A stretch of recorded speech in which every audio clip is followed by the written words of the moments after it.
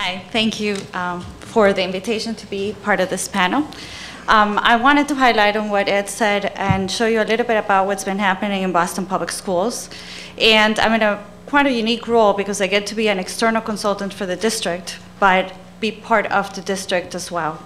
So I'd like to share a little bit about what they've done and to also kind of reframe the fact that we've been talking all day about school districts that are implementing RTI and PBIS already, but there are many that are just in the beginning stages. And so it really is an opportunity for us beginning, for example, for Boston Public Schools, to think about how to use the lessons that you've all learned, that you've been already applying, like such as Vail Public Schools. So as part of the support that we were providing to the district, we did research around 3 main urban districts that had been doing implementation of the MTSS RTI PBIS model. And we tried to provide recommendations on what were the things they did really well and what were things that they needed to improve and where the message was coming from. And so in working with the Boston Public Schools, one of the things that we identified and of lessons learned from these districts was the piece of co-construction, which I think you mentioned it in a different word. So one was that it had to be co-construction. It wasn't just the superintendent's view, it wasn't just the assistant superintendent of special education's view, and it wasn't only the literacy person's view, but it was an initiative that had to include co-construction and come from all directions. So as a result of that, one of the things that they worked over the summer as a district with the guidance, and Steve was part of the group that provided that guidance, was to really think about how to begin changing the dynamic of the district, because business as usual didn't work. They're experiencing major budget cuts right now. They've just been closing schools every year. Last week they closed 12 more. And so they wanted to look for ways to redefine before they implemented this effort. So if you could click.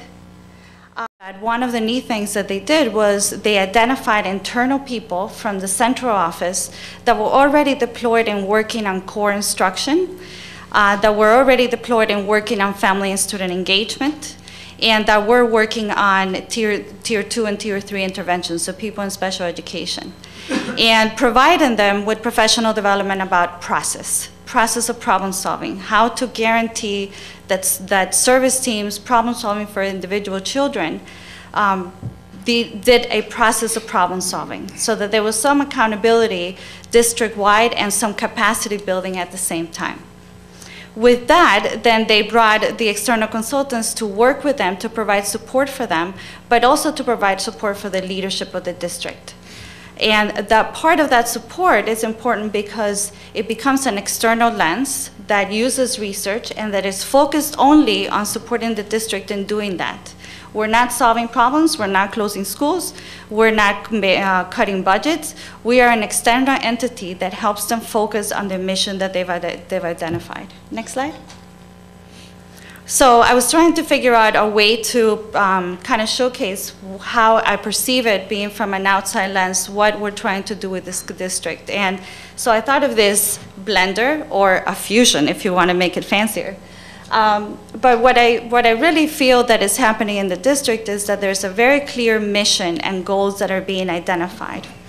And that together with the leadership and involvement of the teachers, with support from external and internal capacities, with a plan to fade out the external capacities, is really the catalyst that's helping them move in very positive, educated, research-based practices around the implementation of the model.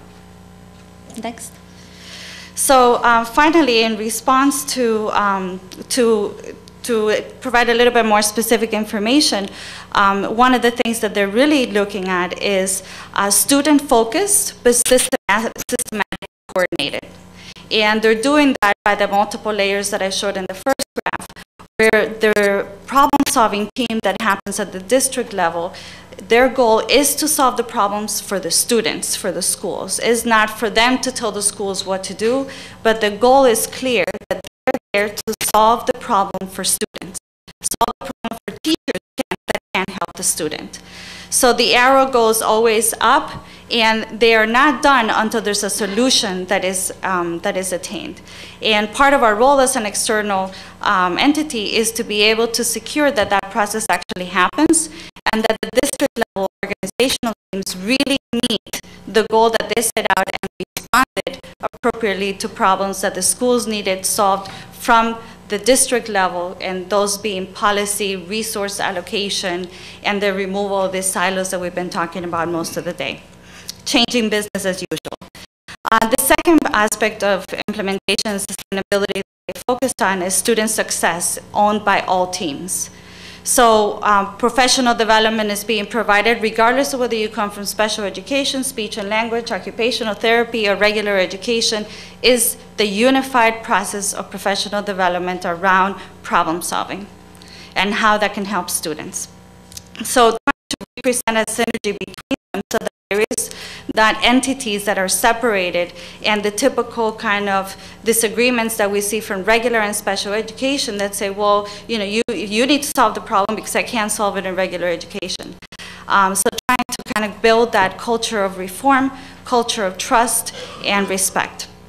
The third item is changing the ways that schools are organized, and they're being very open, and one of the things that they're asking us to collect is ways that they need to change the ways that they hire, that they organize, and that allocate resources. So they're beginning to do a little bit about what some of the conversation has been about in terms of systems, tiering their approach to supporting schools. So I think that that's part of the co-construction and technical assistance that we bring. And the last one is the deliberate support. They realize that they can't do it alone. And we've been contacted by a lot of other school districts where they put RTI teams together to be able to plan the implementation. But they have so many other things to do that they can get lost in the details.